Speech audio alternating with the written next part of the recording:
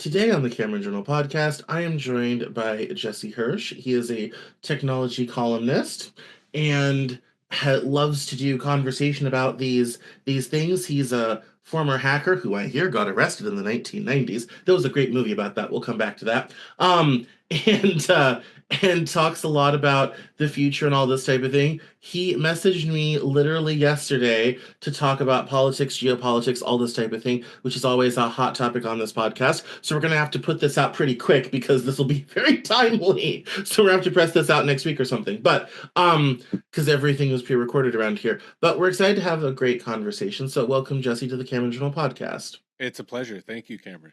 Yes, yes. So why don't you start us off by introducing yourself and telling us a bit about yourself? I'd say that I've always used technology as a cover to talk about politics. That from a Hmm. very early age, I grew up in a household filled with books, filled with records, filled with entertainment and culture, but all really focused on the political idea that, we're here for everyone else. We're here for a better society. We're here to make the most of life. And ironically, technology, I think, has become one of the most political aspects of our society, whether it's social media, whether it's AI. Now, I've always been kind of technologically curious, and that's how I got into journalism and to a lighter extent, broadcasting, which is basically translating and popular education around technology. But I also recently became a farmer about 6 years ago because it turns out that farming is the original technological field, right? If you think about where our tools originally came from, if you think about where we sort of applied knowledge around husbandry or crops or, just surviving with nature, living in harmony with nature.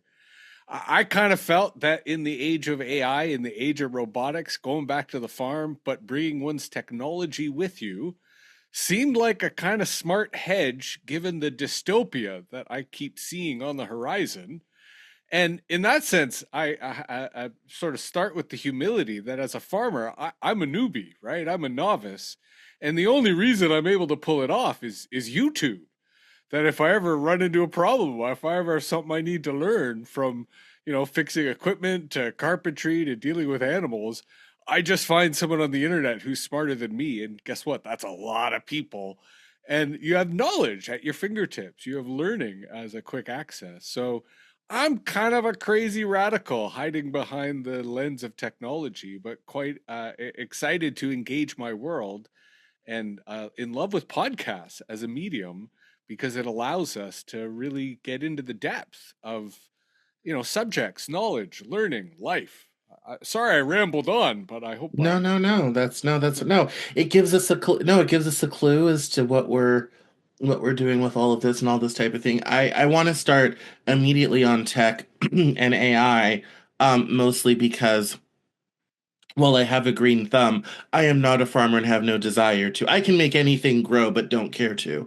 I moved in with a friend of mine temporarily because my apartment's being renovated, and he has a bunch of plants that he's been hauling around all this time, and he's like, I don't understand why they're not growing. I'm like, well, we have multiple problems. One, you need to repot because these Home Depot buckets are not going to do. One, this is northern exposure. We live in Connecticut. There's no light, so go buy a lamp. All the trees are now thriving. My point right is, on, right I on. can make anything grow and just don't care to. And he's like, oh my god, my plants are thriving. I'm like, well, yes, photosynthesis. Like we have light, we have water, sort of thing. So. And clearly it's a community skill that you can then share with the people who you currently cohabitate with. So Well, here's the thing. My grandma was a daughter of the Depression and grew up on a Dust Bowl farm in eastern Colorado. The Dust Bowl got up to Yuma County, but never quite got them. They managed to they're like on the edge, like their neighbors were, their farms were blowing away. This woman, home wasn't home unless she had a huge garden. So I grew up. I mean, I didn't eat store-bought beans till I was in high school. I didn't, I didn't, I was like, you don't get your string beans from the garden? Like what? Like what? Like, I don't understand. So I grew up with, tomatoes were not something you purchased from a store. You grew them outside, sort of thing. And And so I grew up with this great tradition of gardening, and my parents gardened, and I ran the garden in the backyard of my parents' house when I was in high school. So I kind of been there, done that, and it's like I love the city and I love a grocery store. But it is, but I definitely do spread around gardening knowledge to people, and so in the Right case of on. this dude, I'm like, yeah, you as I'm like, if you I'm like, actually, where these plants should live for natural light is actually in my room because it has southern exposure and light 9 hours a day. But I don't want to move all my stuff, so we're gonna buy a lamp and put it in here in this room, and go from there. But I want to talk about AI because I have had a parade of AI people on this show. Um, One of them said AI had determined I was the best show for them to go on, and that's why they're all coming here. So Claude, ChatGPT, Grok, something has decided I'm the venue for these folks. Anyway, um, I've had a parade of them on this show, and I've had, I'm sorry, very frightening and scary predictions. And what scares me even more is the fact that they don't care. Someone who I partner with in other business matters and who came on this show is a German fellow named Stefan Fair, who is German but lives in the Netherlands. And he came on the show, and in the first 10 minutes of the show, flat out said there will be no jobs by 2026. And we had that conversation September last.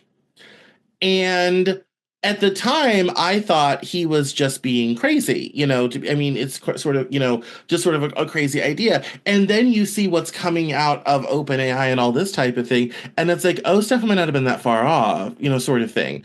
Um, and so I've had a parade of others come through. I've had a parade of cybersecurity people come through who talk about security issues, and that was even before AI really got big, but then also afterwards. So I've had all these, and nobody in all of this conversation, I feel like I'm the lone voice being like, what are you going to do with the checks notes? 8 billion people on this planet Yes.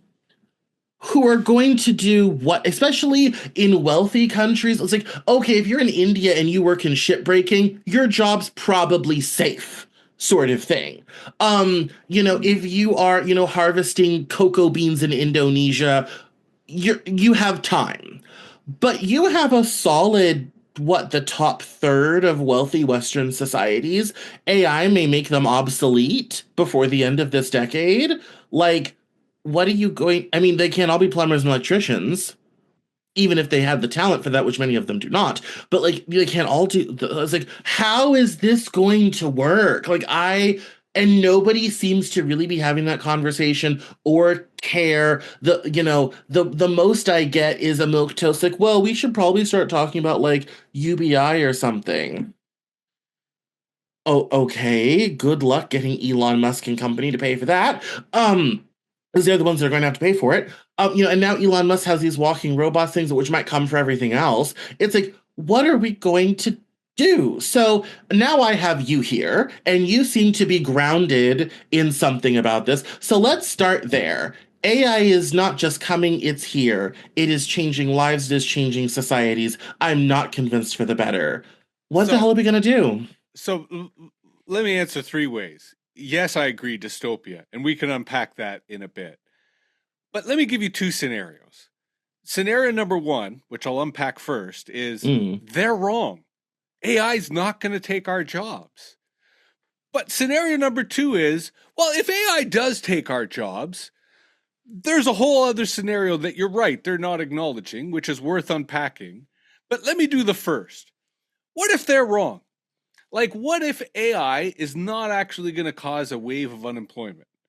Now, the scary thing is, in the last 6 months, we just saw a lot of layoffs, right? Video yes. game industry, social media, and now you got Musk coming in saying he's going to do the slash and burn to government jobs, Right. right? Which means that he believes AI can replace it. Now, I'm an active user of AI. To your point, I play with Claude. I pay for Chat GPT.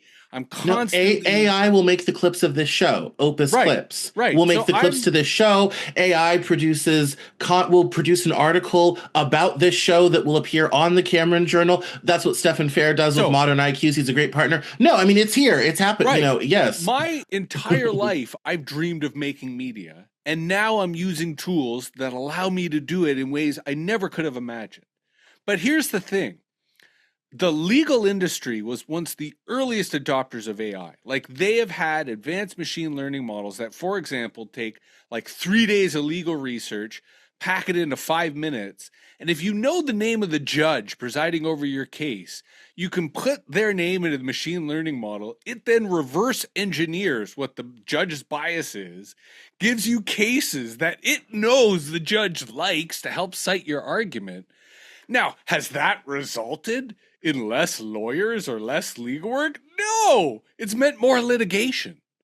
It's meant more cases. It's meant, and I'm not saying that's a good thing, but it's meant more access to justice, ostensibly. So if you actually look at the scholarly research, what it says is that automation and AI expands capacity. Another example is Amazon, right? Amazon has actually increased radically the number of people they employ. In fact, in the US, because I'm Canadian, they can't even find people to work at Amazon because they've gone through so many people because Amazon jobs suck. Because That what they're AI, suffering in this country already. We're actually probably yeah, going to get legalized weed at a national level because Amazon wants to quit drug testing workers to get people back in Amazon warehouses. right, I'm not even lying. exactly. Bezos, they I've have seen that. lobbyists. There's a Yes, plan. yes, Yes, because they've they got. need the workforce. Yes, they've got But my highly paid point people in is, Washington working on that night and day. my point is AI changes work for the worse, right? Adds surveillance, adds optimization, adds like all these pressures to make shit work even shittier, and it lowers wages because it can do all these algorithmic market to basically fix the market, to find out exactly what price they need to pay you compared to all competitors. So it's worse than taking all our jobs. It makes work hell, and it makes work miserable, and it lowers the kind of, to your point about the skill you need to get work. AI can do a lot of that skill work, it can augment it, but it's always going to need a human to check the results. It's always going to need a human to make, the other example is truck drivers. They kept saying, oh yeah, they'll automate cars and there won't be any truck drivers. Versus right now across America, there's a shortage of truck drivers. They just can't find enough people to drive trucks because they pay terrible wages and they pay terrible rates because AI totally manipulates the market to do the supply and demand and the contracts. Rental prices, there are property management companies getting sued right now because there was a product out where they would track rental prices and they would give you a live price at that moment. I actually rented from a place that had this sort of thing. And and that price is good for about the next 5 minutes until the computer update, and tells you something. Yes, no, it's very insidious. Yeah. And so that's the concern, that they kept promising us this capability with AI. And it is impressive, but it'll never be enough to replace the human mind. But it is enough to replace the human middle manager, right? It is enough to replace the person who used to be your middle class, kind of decent wage, who then Right. worked with a team. Now they can automate that, and it's the mechanical Turk, right? It's people just doing whatever the algorithm tells them to do. And you see this everywhere on almost every industry. So I think it's worse than not taking our jobs. It's ruining our jobs, and it's making the jobs kind of low wage and miserable. And that's a bigger problem. So I kind of feel that we're in this world where there's all these false narratives, all these distractions that sort of take us away from what the real policy issues or the real political issues should be. But let me step back and give you the scenario of what if they're right? Like, if AI did take all of our jobs, if AI did eliminate lawyers and eliminate truck drivers and eliminate a lot of like retail positions and service food workers, what would everyone do? Well, ironically, I think the number one biggest job, and I'm not saying it would be paid well because it certainly isn't now, but the number one job would be care labor, Yeah. taking care of other people, taking care of kids, taking care of old folks, taking care of sick folks, taking care of disabled folks, taking care of like it right now. We have a real problem where we aren't either A, paying people enough to do that, and we don't have enough people doing it, actually. Like, there's more demand for care than there is actual supply.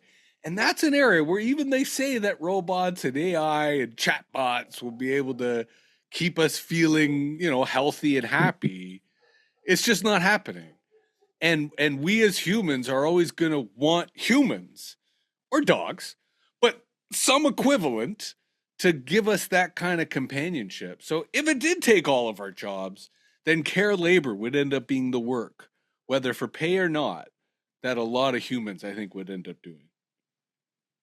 Yeah, and I think that's, I mean, I think even that, I think you're gonna have a lot of, I mean, one, how are people going to afford to buy anything? I mean, I see economic clubs like, who's going to buy all the stuff? Who's going to, it's like, hey, finance industry, if no one's making money, there won't be any capital to invest. That's your whole industry gone under. The lot of Yeah. you out the Yeah. window, um, I mean, I look at a lot of this stuff and I'm kind of like, how, how is that going to, I mean, with the whole self-driving car, self-driving trucks thing, it's so funny because I remember back in 2014 when I started this show, everyone was convinced self-driving cars were the future. And it was, just 10 years down the line sort of thing. And here we are, more than 10 years down the line, and they are still not really here yet. Tesla Autopilot is okay at best and kills people at its worst, sort of thing. Um, I will say that the LiDAR responsive cruise control, which I actually have in my car, I drive a Subaru Forester, it's really good. Like, that's fantastic, sort of thing. I'm like, well, we've got the stop and go portion down. Now we need the left and right portion to go and the making turns and all that sort of thing. Um, but I mean, that's even with the self-driving truck sort of thing. I can see that in like an intermodal hub. Train yards already have this, where someone in a booth just kind of runs everything around. I could see that, especially in a closed environment like that, where it's just some guy in a booth can just run trailer. Sure, okay, yeah, absolutely. Maybe something in a port where containers get dropped onto a little cart and the cart just takes them away, sort of thing. Great. The machines that pack groceries are already a thing. That's great. China's mail system is little bots that run around these giant facilities and run the mail and all this sort of thing. That's all great. But I think in the common everyday street when anything can happen, sort of thing, I think it's very hard for computers to understand that Well, world and that thing and you know and the key word you said there was closed environment, because there is a certain dynamism, not just to humans, but to the natural environment, right? To yes, weather, that these machines will never be able to understand. But when you have, again, someone like Elon Musk close, adjacent to a position of political power, right, then the question is, how much more can we make closed environments? Can we make highways closed environments? Can we make certain boulevards or avenues closed environments yeah, where, instead of saying, oh, we're going to have the machine figure out the chaos of nature, of society, no, we're going to actually have essentially policing, militarization, surveillance to create very closed environments in which behavior is highly regulated, right? In which, for example, these are roads that are only self driving cars or only cars that have the module that then allows it to talk to the road and talk to the intersection. So it comes down to when AI starts to fail, and it will, because there's so much money being put into AI that it cannot live up to its expectations. Right? right, OpenAI is now charging $200 a month for their pro tier, and they're still losing money on that yeah. tier because of how much computation it takes. So at a certain point they say, well, we can't get the technology up to speed, we might as well get the environment up to speed, whatever that might be. We need to create situations in which, like social media, the policing's automatic, right? Facebook just announced that they're basically letting go of all their moderation, right? Yeah.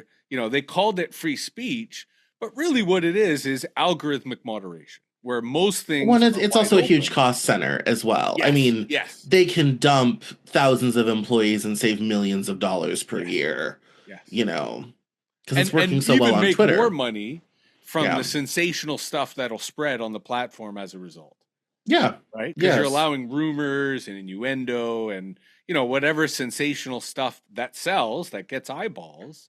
So it is, to your point. It's where journalism or media used to be a kind of public good that was sort of meant to be, for all of society. When it becomes purely for attention, when it becomes purely for profit, then you get different narratives. That, to bring it back to where we started, when everyone's like, oh yeah, AI is going to take all of our jobs, at a certain point you're like, yeah, that's kind of a shallow narrative. Like, what then? What does that entail? The whole economy collapses. We're not buying anything. There's no consumer goods. Like, it just doesn't make sense. And unfortunately, we outside of podcasting, we can't get out of that loop. And we can't sort of have these conversations to their completion to say, okay, now what? I mean, I think to your point about, when the supply of something increases that's been previously been very expensive, the demand for it skyrockets because it's more accessible. I think that probably I have a lot of long-term concerns about AI, but I think in the near term, I totally can see that happening. Things we saw this in electronics in the 80s and 90s. We shipped it all overseas to cheap Asian labor. The prices of all of those things plummeted and the demand of them increased. People went from, people in the 50s had one TV they saved up for in the living room. Now I have two screens on this desk. We have four TVs in this house and two of us live here. Like Yeah. we have more screens than people in this address. Sort of thing. Like it's yeah, I think for certain things, yeah, demand could definitely increase. That's where I think, smart agile manufacturing sort of thing. I think, AI plus maybe 3D printing, that could be interesting. Years ago, I had this guy on named Justin Pierce who was talking about 3D printing. He'd written a book about all of these, ways you could use 3D printing and other things to kind of make stuff at home, and so not necessarily be off grid, but really, kind of get out of, buying everything and all this sort of thing. And he at that time, and it hasn't really manifested yet, but he said, yeah, I spoke to a conference of injectable plastics manufacturers in China and they hated me because I said, yeah, in the not too distant future, is going to be a 3D printer in your garage and it's going to just run up whatever it is that you've ordered, sort of thing. That hasn't quite manifest. That was 5 years ago. Give it time. But I mean, I think AI and 3D printing could do some interesting things in manufacturing and all this type of thing. But I worry about what are we going to do with humans? What are we going to do with people? What is the future of work? And I even say that, I mean, I do this because I'm terminally unemployable. Like, I have 3 degrees in two different fields. I've never had a corporate job. I've either always worked for myself or small and medium sized businesses. And when I go to apply to things, I'm convinced they don't even read my resume because it doesn't compute, sort of thing. Like, yes, I used to be an auto parts manager. I also used to work in the Colorado State Senate. I also worked for an HVAC company. What's up? And people are just like, no, but I kind of worry, like, even with people who made all the right decisions and picked the right path and all this type of thing, there's a non-zero amount of people that could just be out of luck, and we don't have social safety nets in this country to deal with that. Yeah. And there's no will to do it with the present administration either. So what do we do then? Can AI even help those people? Well, and here's the paradox, because on the one hand, what we're talking about here is people on the periphery. And on the Right. one hand, you're right to say that at a certain point, the system cannot compute. And these people will not only be left behind, they could effectively disappear. Like, the system could fail to read them, right? Right. But at the same time, there's a lot of power on the periphery, right? Because there's a blinding kind of a mean is the statistical term, but there's a blinding conformity, a blinding kind of, blah mediocrity that is kind of the middle, right? The people who don't really have a culture, don't really have interests, just kind of absorb whatever the boob tube in the old parlance, but now it's the Yes. internet, right? Kind of Right. gives them. And so for those of us who are in the periphery, because I wanted to ask you, well, why do you think that you're infinitely unemployable? Because I have the same problem, so I'm curious, to hear your own No, I mean, reflections. it's just been But a lot of, yeah, it's just been a lot of different, as the years have gone by and I've tried to get out of doing this, which I've tried to do three separate occasions, sort of thing, the answer always comes back, no, no, thank you, not until we found someone, but all this type of thing. Someone was like, oh, the market rewards specialization and you never specialized in anything. And I'm kind of like, I was never given the opportunity to do so. I took what I could to get to the next thing. Like that was just, and so it is it the. I mean, I failed at the old system, so I have no hope in the new system. Like that's just not even going to be a But this is my conversation. point. But maybe you do, right? Like maybe to again, what if the narrative around AI unemployment is wrong and that instead AI is transforming employment and that the opportunity you and myself have as outliers is we see the system differently than others. And we see the system differently because it's the same way fish don't really know the taste of water, right? You kind of have to have this critical distance. This is what reading books used to do for people because where a screen blasts light into your head, a book you're actually going onto the page. And it Right. fosters a different kind of critical thinking. So, what if our critical distance allows us to use AI tools differently than other people? And in using them differently, we are not subsumed by the tidal wave that is coming, that is hitting everything, but instead we're able to stay above it. And I say this because I do talk to lots of people who they don't use ChatGPT, they don't know any of this stuff, Right. and Yeah. and I'll often talk to them about it and say what it does. And not only do they not believe me, but when they go to use the tool, it's like they're bowing at the altar. So like Yeah. they think that Chat GPT is thinking for them. And I say, no, no, no, you got to do the thinking. It's just a tool. Like you bring your thoughts to the AI and you use the AI to work on your thoughts, and your thoughts will kick ass. The field won't plow itself. Exactly. Right. And that's The where, plow will make it faster, and it's if a moldboard plow will make farming in the Midwest possible. But we still yeah. have to plow the field. Although maybe if you do want to talk farming, we can talk about the no-till revolution.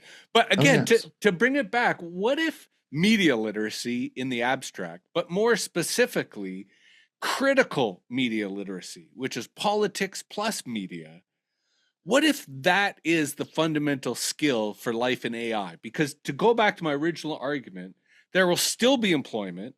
Most of that employment will suck, but there will be a kind of new middle class, a new tier, which is not owners, right? Not people who like literally own the companies, but people who just are able to navigate the system in ways that others cannot, right? That know how to use the tools, that know how to understand the culture, that know how to deal with social media and all its conspiracies and disinformation, and they instantly find the accurate information, the truth that they desire.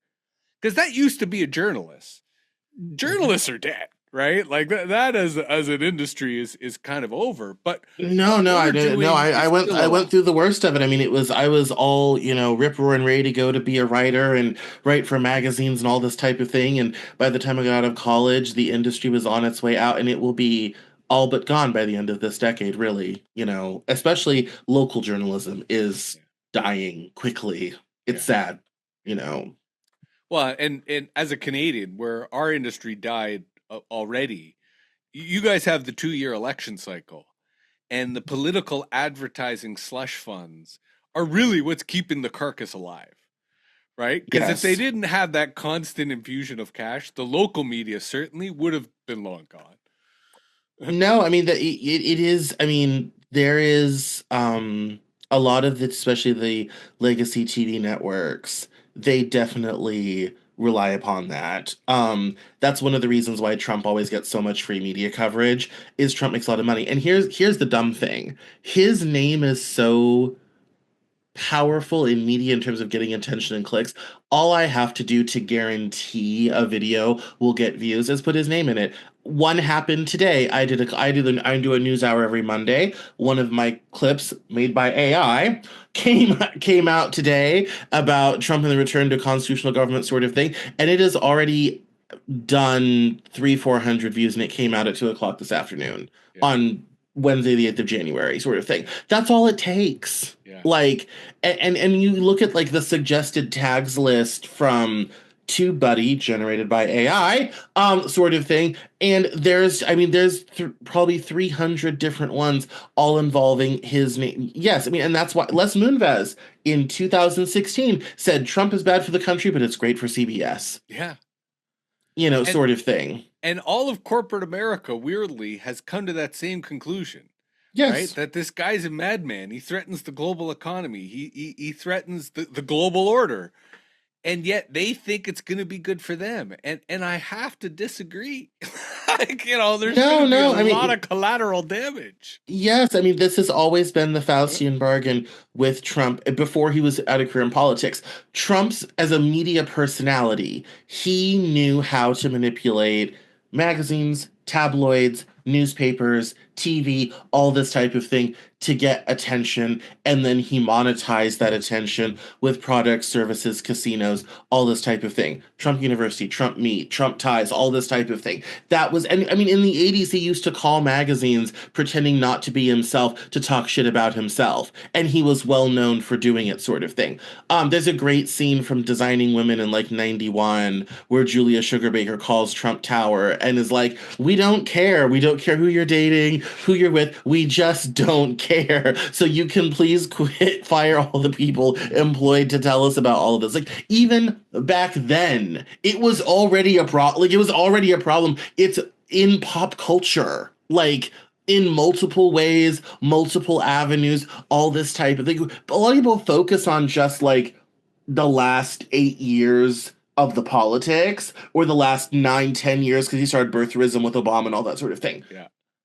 But it's like a lot of the stuff he does is like, no, he's been doing this for 40 years, folks. Like, this is his thing. Like, this is what he has been doing, all this sort of thing. That's what he does, sort of Yeah. thing. And he knows that as long as he makes TV networks and cable networks and newspapers money, they will keep covering him Yeah. because there's dollars there. And Yeah. he Well, knows that. and to Full your stop. point, it's not just the media industry, it's the power of attention. That Absolutely. we've gotten into a kind of geopolitical order where it's not about policy, it's about attention. And again, here in Canada, our prime minister resigned 2 days ago. Yeah. Our provincial election, I'm in Ontario, which is, the largest province, most prosperous province. They're about to call an early election. And this is all just because of stuff that Trump is saying, right? That the Aren't you entire excited about getting country, annexed? yeah, about like tariffs alone would Yes. destroy our economy, like Yes. completely devastate it, right? Let alone threatening invasion, which, Yeah. again, is something that Canada has always had as a fear in the back of our mind. But when the guy is openly saying it, our governments literally have fallen.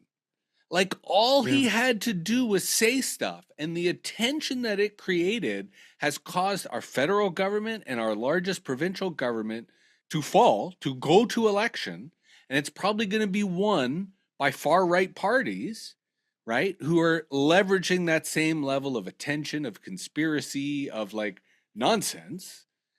And No, I mean, it's and happening you have around the world. Elon Musk going to England to give money to Nigel Farage and the Reform UK Party. He is in Germany giving money to AfD, which is the Nazi party in all but name because it's been made Yeah. illegal in Germany.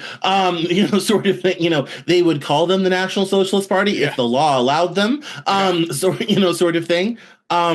Yes, I mean that is, and there's this whole in the world now, I guess moving on from AI, but in the world now, there's this, I call it kind of the lurch to the right.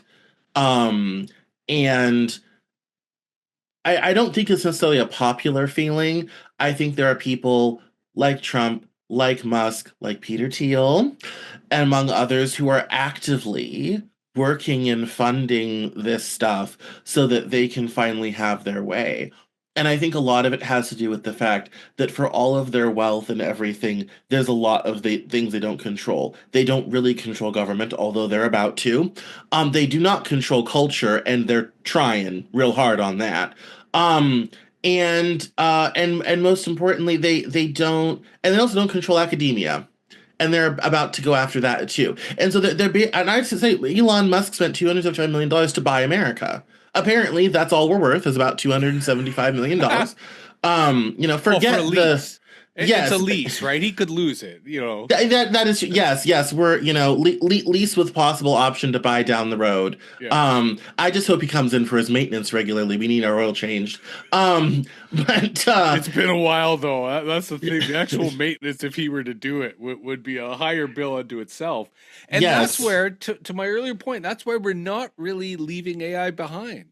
Because what AI allows Peter Thiel to do, what AI allows Musk to do, is create a narrative of society that benefits them, right? And that's that what Teal might, did with Gawker. He killed Gawker yes, by giving Hulk Hogan money to pull a false lawsuit to kill Gawker because they wrote unnice and articles about him. that's Today, Mark where, Zuckerberg basically told Trump, "Say whatever you want on Facebook. We're going to give up content moderation." It's like the sad part that everyone is folding like a yes, deck of cards, and it's going to allow Trump in America and AFD in Germany and Reform in the UK and a bunch of other unsavory types to but really here's have open season, and I don't know that's going to be a good thing. but here's the thing, and this is why I'm bringing it back to AI.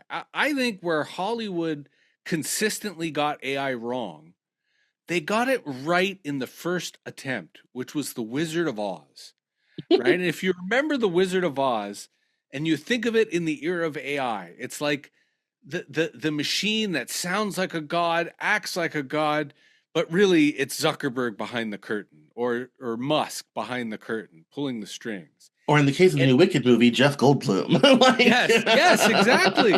And that's where I think the fraud in this narrative, the fact that there isn't going to be a return of manufacturing to America. There isn't going to be a reduction in the price of eggs. There, like, all the things that people actually want, these guys aren't going to deliver. So you're right that they are seizing power. I And the think, sad thing is, our big resurgence in manufacturing came under the Biden administration. We added yeah, 750,000 new manufacturing jobs. right. Not that anyone knows or cares. But this is my point about how we're in the golden age of conspiracy, and that's getting these guys into power, but it's not going to keep them in power because it's all false, right? It's all Reality does lies. have a bad habit of crashing in at Yeah. some point. Yeah. And I think we're already starting to see the threads of that. You at one point when we were talking about employment said, well, what happens if people don't have money? Well, they'll steal, right? Yeah. They'll take measures into their own hands. And we are seeing that. We're going to continue to see that.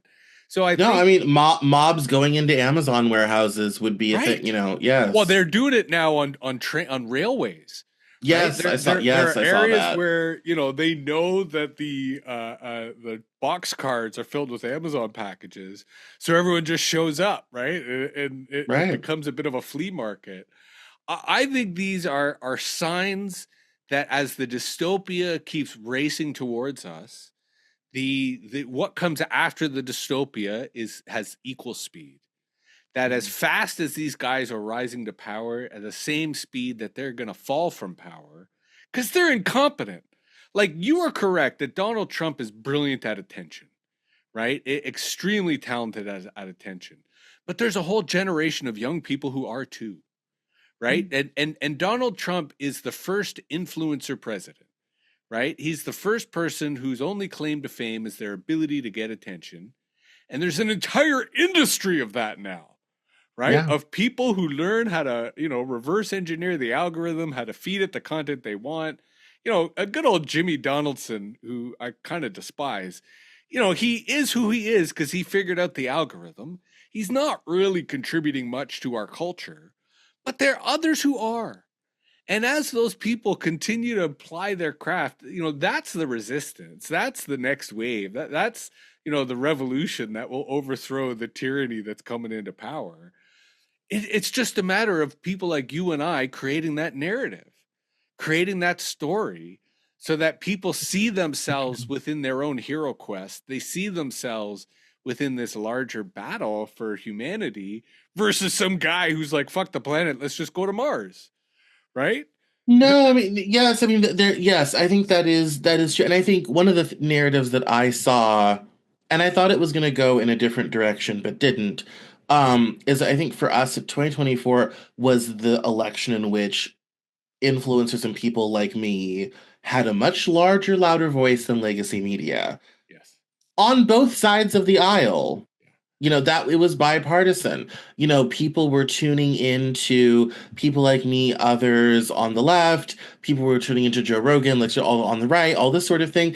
And that's going to be it's going to be a huge game changer in how elections are run in this country. And most importantly, where the money's spent. Yes.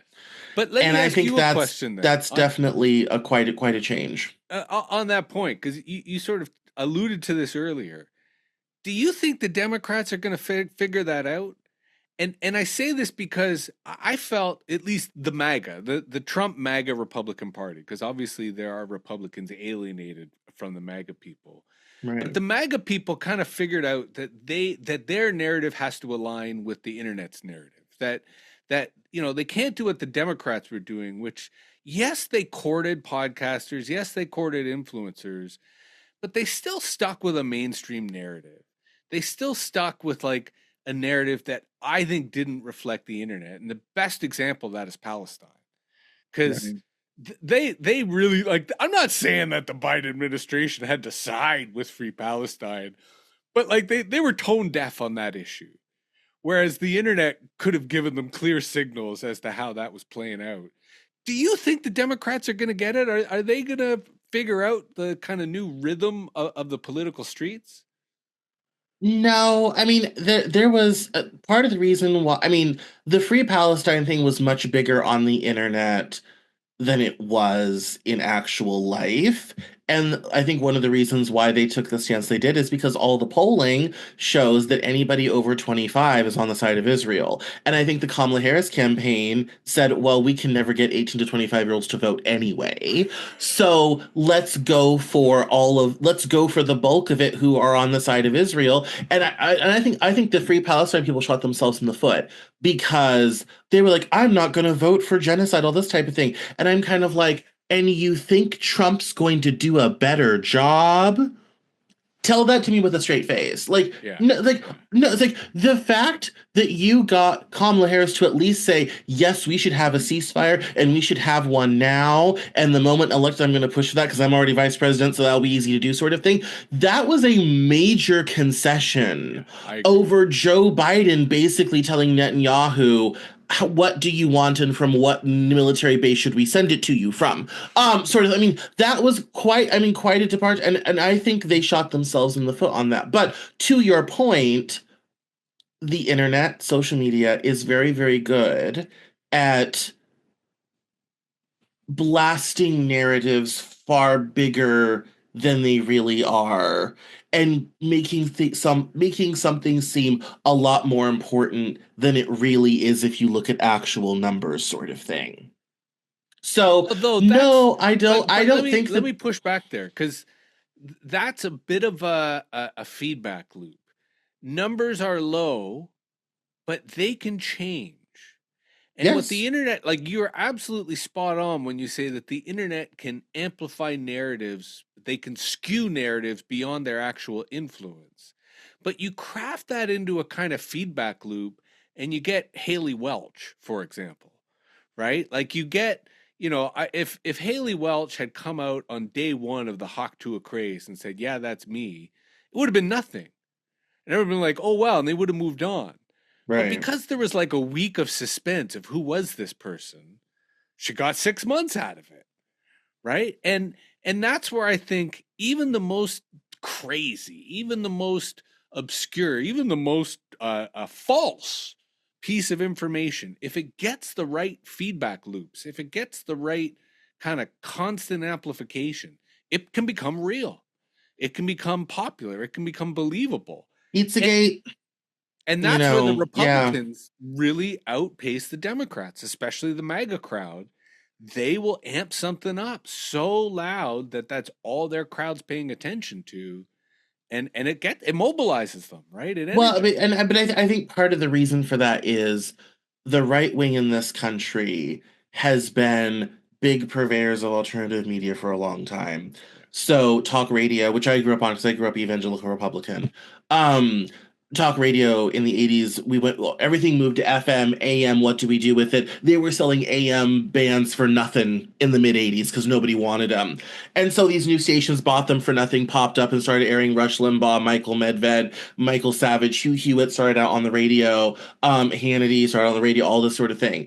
Um, and so I think the right wing is sort of, because the mainstream media has been liberal establishment since basically the end of World War II, and that has only gotten worse since the 60s and 70s when the old guard got out and the liberal boomers got in. That has been there. The right wing has always had to find a way to counter that.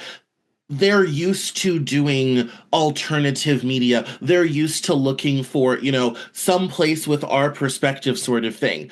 The left hasn't had to counter mainstream news in 80 years. No one Well, knows how to do it. I mean, really, probably since, the 50s. I mean, probably the last time the left really had to go up against mainstream media was McCarthyism in the 50s. So it's but been 65 years since we've really had to do that. And now it's not even go up against mainstream media, it's create as robust an ecosystem for your point of view as the one that already exists. but I think there's an important That's a footnote whole to other that. conversation. No, I agree, but I think there's an important footnote to that, which is resources, which is money. Right. Because the left, especially since the labor movement, A, got taken over by the mob, and then B, the mob kind of got deregulated out of the labor movement. The labor movement was neutered. The Yeah. left has Thank you, not Ronald had, Reagan. yeah, the left has not had money. So No. they haven't had the resources versus the benefit of kind of the natural alliance between evangelical Republicans and non-evangelical Republicans Mhm. is churches are a great way to raise money, right? The same way the But we're not corporations are a without great way to resources raise on the left. money. We have Hollywood. We have, But to your point, that all went to the mainstream. So true. Yeah. all of that big liberal money, all of that big northeastern money, that went to NPR, right? Right. That went to mainstream institutions, which for many years, kept America like doing pretty well politically, but it never addressed what, to bring it back to what we talked about, the periphery, Right. right? And the periphery was your critical voices. The periphery, because the right does embrace its periphery, right? The right says, yeah, Yes. we need some wild people out there coming up with wild ideas, and if we like them, we'll bring it into the mainstream. But Yeah. the left doesn't do that. They ignore people at the periphery. They're like, well, you got to make it up through the middle. You got to get up through the mainstream, and then we'll listen to you. Yeah. And that means we didn't have the same farm leagues. We didn't have the same No. minor league development system that the But right even now, the left could build a left wing digital influence ecosystem with a lot of money very quickly overnight. The had. problem, and here's why, to answer your question, I don't think it's going to happen. The problem is we do not have people on the left writing checks. Even, I'm not saying write me a check, I'm probably too small, but Hassan. Yeah, Piker, maybe, yeah, yeah, clear out a CBS studio and put Young Turks over there, sort of thing. yeah.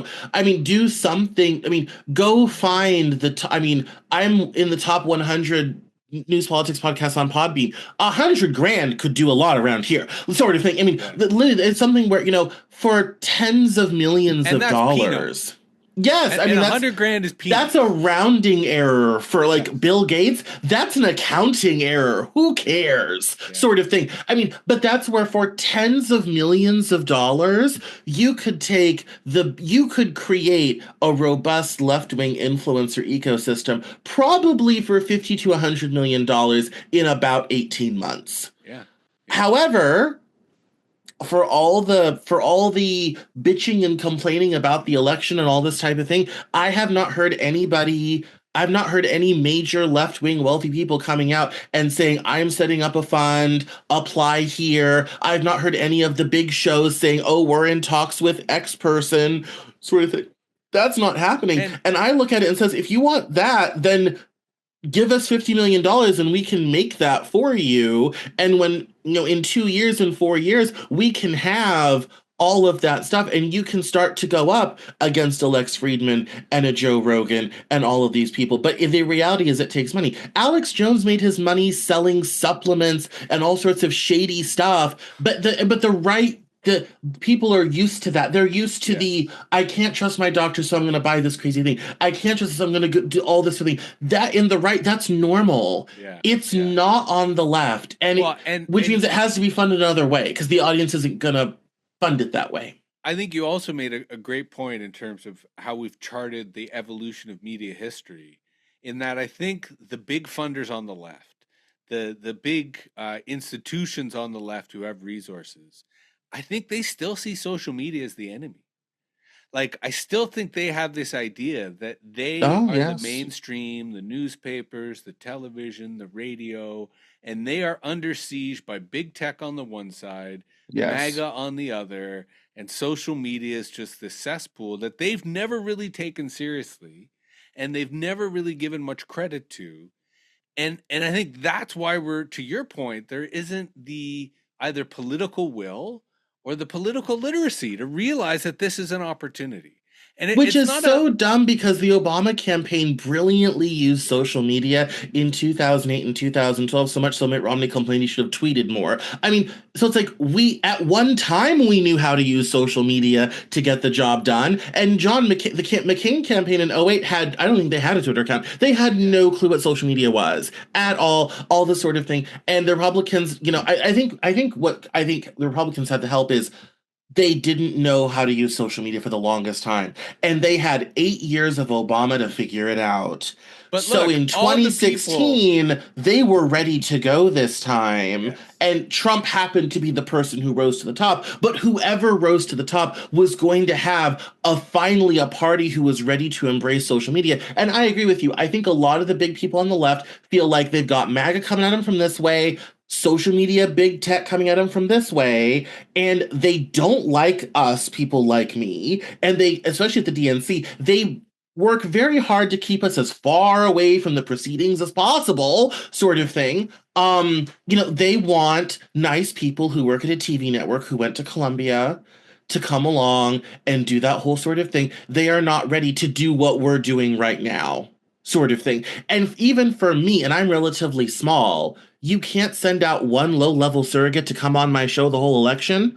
I'm on lists. I am out there. I'm featured in media. I have published 3 books. I have a website that does thousands of views a day. And you can't send a junior somebody to come do this show the whole election season. You don't send anyone on a major left. You don't send someone on David Pakman or Hassan. No, but none of us. but it's You because of don't send control. anyone on any of us. It, It's it just comes back. insane. It comes back to my point about the rhythm of the political street is the internet. Yes. And what they loved about mainstream media was it's controlled, right? You Yes. know the questions in advance. You don't Very have packaged. topics that are embargoed, right? Right. You have all this negotiation before it goes on air. Versus what I love about you is literally we put this together in 24 hours. Where Right. I was just like, hey, let's talk about politics. You were like, oh, yeah, that sounds good. And we're getting into it. And there's a certain Yes. vulnerability that comes with the internet, that comes with engaging people on the internet. But the consequence, the byproduct of that vulnerability is trust, right? Right. Is that people start to trust you. They realize that you're speaking, authentically, and you're not trying to create this kind of corporate talk, but you're trying to create much more of a human-centered conversational focus. That's the internet. That is the rhythm of today's political street. That's why the Republicans are winning. Because to your point, they made their own street. They made their own culture, right? As Yes. ludicrous as it might be, and it is there on the left. To your point about yourself and other people who are creating their own networks, creating their own communities, but we don't have the resources. And I think the institutions are still in denial when it comes about to repeat it again, the power in the periphery. The fact that if you do have all these people who have the critical distance, who are making connections into their own communities, that's where legitimacy lies, right? And Absolutely. and and unfortunately, the what you said earlier, the money that's still being made by Hollywood, by New York, by the traditional media industry, prevents them from seeing the opportunities of creating the type of ecosystem that you're describing. No, I agree. But to answer your question, are they going to figure it out?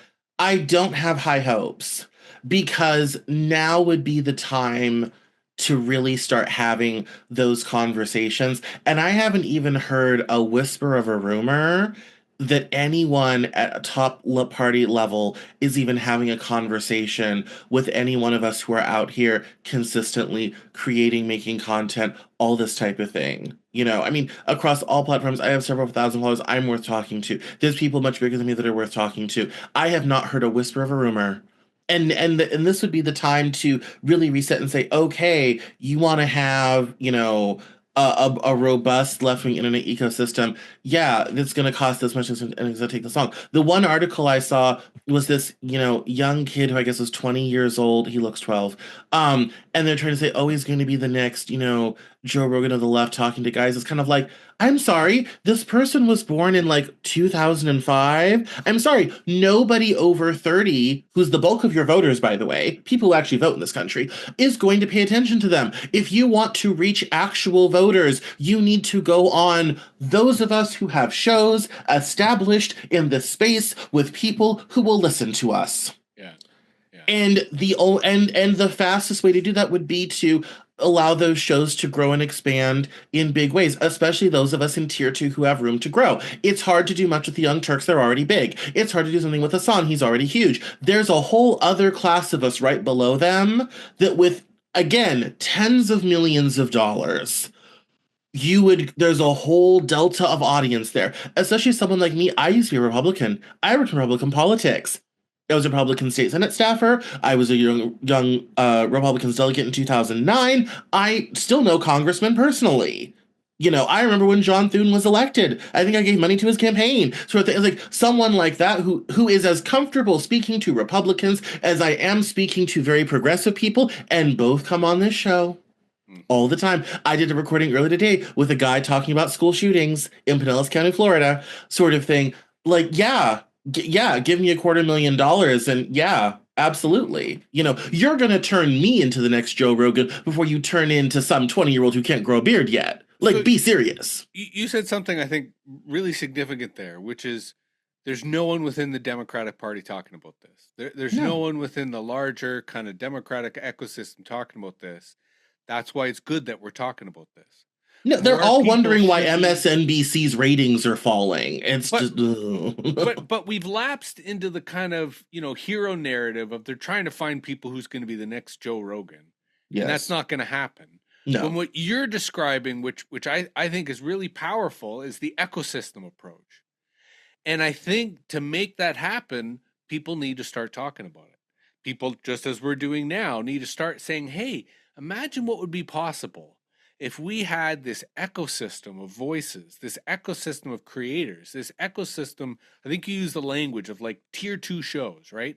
Yeah. Earlier referred to it in terms of like the minor leagues, like AAA teams or Yeah. double A teams, right? Yes. That I think the more we describe that model, the I'm more happy that to it lead the becomes. IHL of podcasts. But that's just it. Like I think there needs to be a kind of conversation that started around that. People starting to seed the idea so that there is, because to your point, the talent's there.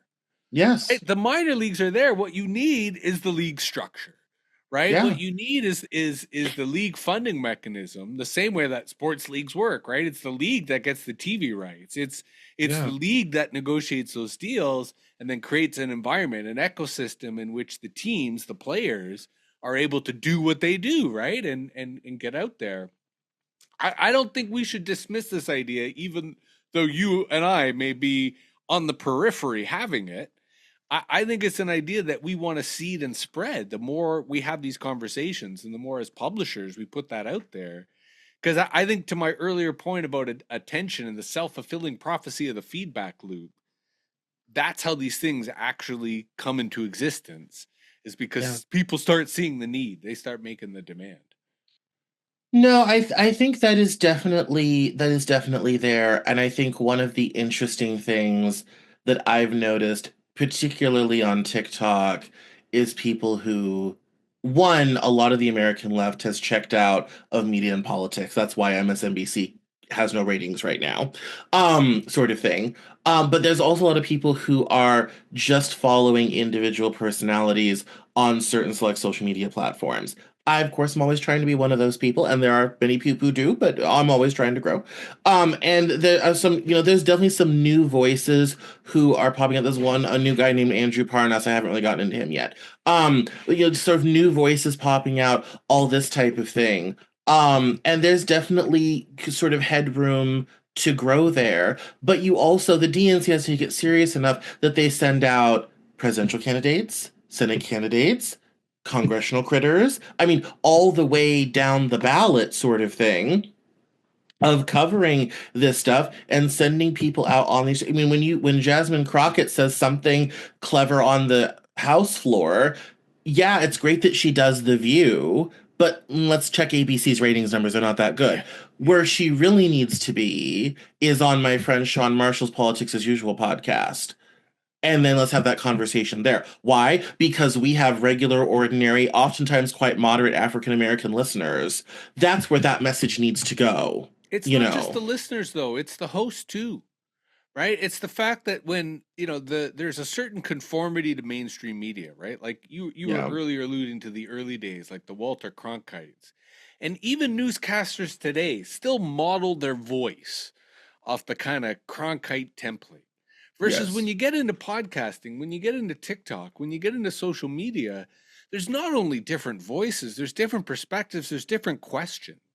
So I think to your point, not only would the DNC benefit from, engaging with this ecosystem, but their candidates would get better, smarter, more capable. Because to my earlier point, they pick up the Mhm. rhythm of the political street, which is not ABC. It's not The View. It's not Meet the Press, right? It's a completely different vibe, No, they're and chasing and after and that's us. yes, We're leading them now. We're programming those shows now. and that's where I think there's a certain hubris. There's a certain kind of demand that we should be making these demands. If they want to start winning, they got to come through us. Clearly, they Yeah, figured out how to lose, right? right. So if they're tired of that, I think that we offer them via this ecosystem a much better chance to build a stronger vision for the United States. Well, and I think especially if you want, if you're really concerned about, you know, misinformation, disinformation, and that whole conversation, which most recently has gone more towards censorship, holding platforms accountable, all the sort of top-down authoritarianism sort of thing that is not popular on both sides for different reasons, but is not popular and people are very resistant to. And obviously, with what has happened with Twitter and what's going on with Facebook, is clearly going the other direction. The best way to counter that is to have robust media of your own promoting its own narrative and its own view, especially those of us who are more moderate voices, and who are willing to have very tough conversations with people. I had a guy on named Herb K who does this thing called the 1964 Project. His interview was, I do not edit interviews, except this one. His interview was so egregious and so filthy. I edited in clips saying, here's why he's wrong, here's why he's off of his rocker, and here's where I edited him out talking about teenagers having sex, because I refuse to put that on the air, not while my name is at the top of this show. Absolutely not. I will not air that. It's inappropriate. There's no realm in which I'm going to allow that to go out. And sort of thing, but I let it go out anyway because it was important for people to hear it. And I say the Cameron Journal is a journey. We go on different things, we explore different topics, all this sort of thing. And I tell people, when we have sometimes very tough conversations, I talked with a guy about cash bail reform in Texas who wants none of that sort of thing. And he was talking about it might be unpopular. I said, no, it's good for the listeners and the readership to hear this because they need to know what this view and this perspective is. I do not like an echo chamber. As much as it may frustrate me and raise my blood pressure at times, I do not like an echo chamber. People need, but also to trust that I'm going to get them through it. And that's where I think to your point about trust is very important. The readership trusts me that in my hands it's going to be okay. We might hear some tough things, we might have some tough conversations, but it's going to be okay. And we're going to do it in a way that's safe and sane. And I'm sorry, that type of thing you cannot buy in stores, and TV networks haven't had it in 25 years. And I would argue it's a form of care labor, to go back to where we started, right? Because you're taking Yes, care of your constituency, you're taking care of your audience, you're taking care of your readers. yes, And as we get more and more into the cyclone of disinformation, or as I call it, the golden era of propaganda, yeah. people rely upon folks like you, right? They need their Camerons. They need people to help them make sense of the world. Yes, and I think I worry that there's going to be a lot of people who write a lot of articles, a lot of very important magazines in this country complaining about misinformation, disinformation, false stories, propaganda, all this type of thing, but not realizing, you know, there's a lot of us out here, more people than I could name who write, and we all are not being asked to be contributors of your magazine. Why? Who do videos, and none of us can, are getting promoted by these why, it's like, and here's the stupid thing. Someone like the New York Times could buy all of us for nothing. Yeah. Like, I mean, there's a lot of these big legacy media brands that could honestly buy the entirety of left-wing podcasting for a relatively small amount of money and have vibrant, wonderful, amazing people doing wonderful, vibrant, amazing work. And instead, people who don't toe the line, and I hate to bring her up, but Barry Weiss tend to get put out. Matt Taibbi, as much I don't agree with about 45% of what he says. Same thing. If you don't toe the line, out you go, sort of thing. That's not going to work anymore. No. Sorry, folks. No. And That's not going to work. that's why I like how you use the word ecosystem, right? Because it's not a conglomerate. It's not a media empire, right? It's No. not a studio. It's an ecosystem works because the people in the ecosystem not only have the joy of their voice and their focus, but the ability to experiment, the ability to try new things. And that's like everyone talks about the old days at Google where people would get 1 day out of 5 to work on independent projects. And that's where things like Gmail came out of. That's where a lot of the interesting use, but Google killed that a long time ago. And corporations no longer have that.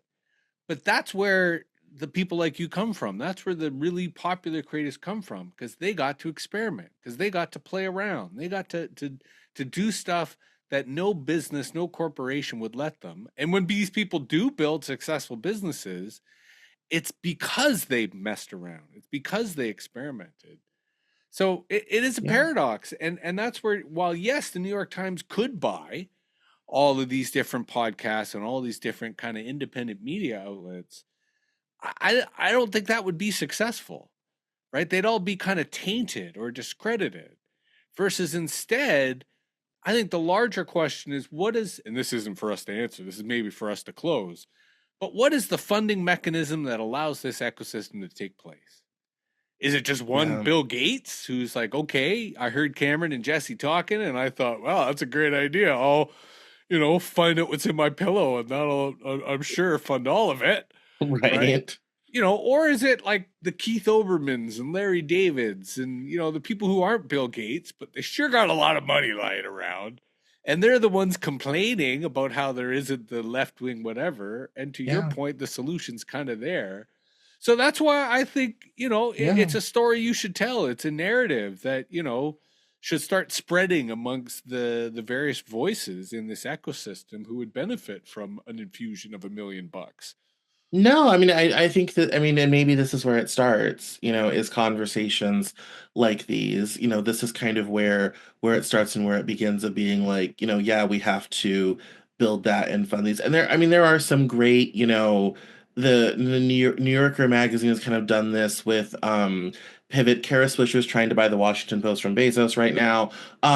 I think, which is kind of a real coup because she, came into legacy media, got into podcasting, got even bigger. Scott Galloway was nobody before a podcast, he's now a prominent voice, all this type of thing. But that's the new media. It's podcasts, it's newsletters, it's all of these things. It's not, and I think that's where if I'm the board of the New York Times, maybe I don't buy these people, but I sure as fuck start using them as talent. I start promoting their content on the Yeah. prodigious platform that I have. Get us writing columns, start featuring different video, all this type of thing. There's a way to incorporate this stuff that I think would give honestly some vitality legacy media has been desperate for since at least the great financial crisis, if Yeah. not sooner, sort of thing. Yeah.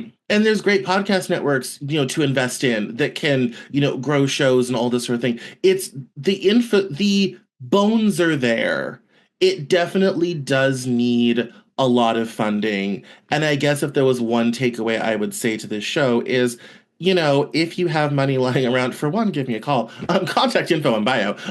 But for two is, I mean, if you're the type of person who travels in the sort of circles where these conversations are taking place, send them this link. I mean, send them this conversation. Start having, dear listeners, start kind of having this idea. And if anything, just start talking about it. Because if we can get that groundswell of support going on the center left for this is the future of media, dear DNC, and we need to start acting like it, sort of thing, and you want to counter all these whack jobs over here, then this is how to do it. And it's going to mean reformulating legacy media, moving away from that being a focus and, adding us into the greater conversation. Then I think that's a wonderful way to, to go and to move forward. Yeah. So Absolutely. it's, yeah. Before we go, what's one thing you're doing in your farm over the winter to get ready for spring? Today I was spending time in my greenhouse, starting to clean it up and get the solar thing together. But that's not really a good answer. I guess a better answer is fencing. We got to get our fencing together. This will be our sixth Oh year, yes. That's a and forever project. it Fences are a is. forever, yeah. It is. So our fencing skills. Last year, my big project was solar because I wanted to get power onto parts of the farm that didn't. Mm. Plumbing is still kind of, but I think fencing is the big one. But good question.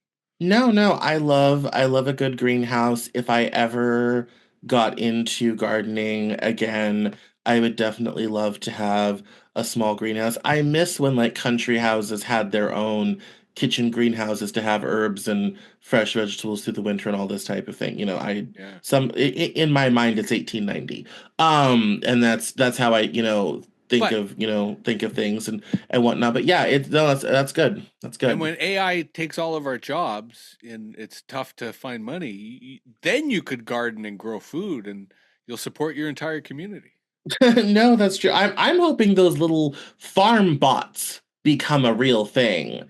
And especially for sensitive vegetables and things that require real care and all this type of thing, I'm hoping the farm bot situation gets underway. And that farming is something I have no problem automating at extremely high levels. Like, Yeah. yes, I have Farmer Bob can sit in his John Deere and just do everything. Like Well, he doesn't all, have to sit in the John Deere anymore, yeah, yes, right? yes, He yeah. he He can can sit in the he can lazy remote boy work. Yeah, inside. Yeah. yes, exactly. I mean, you just kind of go from I have no problem automating that to oblivion. But yes, it is. No, that's so good. I used to when I lived in West Virginia, I lived on a working farm, and one of the things I miss. I love the city, and I'm a city person. One of the things I miss about the country, though, is I love that rhythm. I went to college in a farm town sort of thing. I love that seasonal rhythm, and I miss it living in the city. Um, and I definitely miss it, but I always, it's always a marker of the season. Oh, they're planting. It's the spring. Oh, growing. Oh, harvest. It's fall. Oh, fallow. It's winter. Like I do miss that. I do miss that. So Right on. but well, thank you so much, Jesse, for coming on the show. Why don't you tell everyone your socials and plugs and whatnot so people can keep up with you? Well, I just Googled Jesse Hirsch. If you misspell it, you'll find another Jesse Hirsch who's kind of just as interesting. I read a Substack called The Future of Authority. But other than that, just Google me. If you can't find me, then it wasn't meant to be. All right. Well, thank you so much for coming on the show. It was a pleasure, Cameron. I really enjoyed the chat.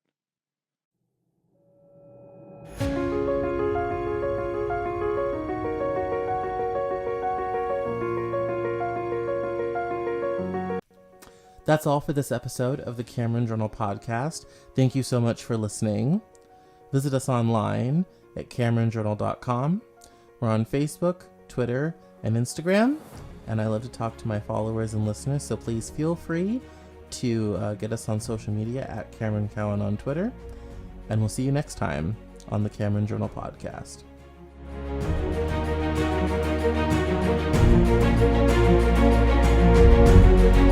Thank you.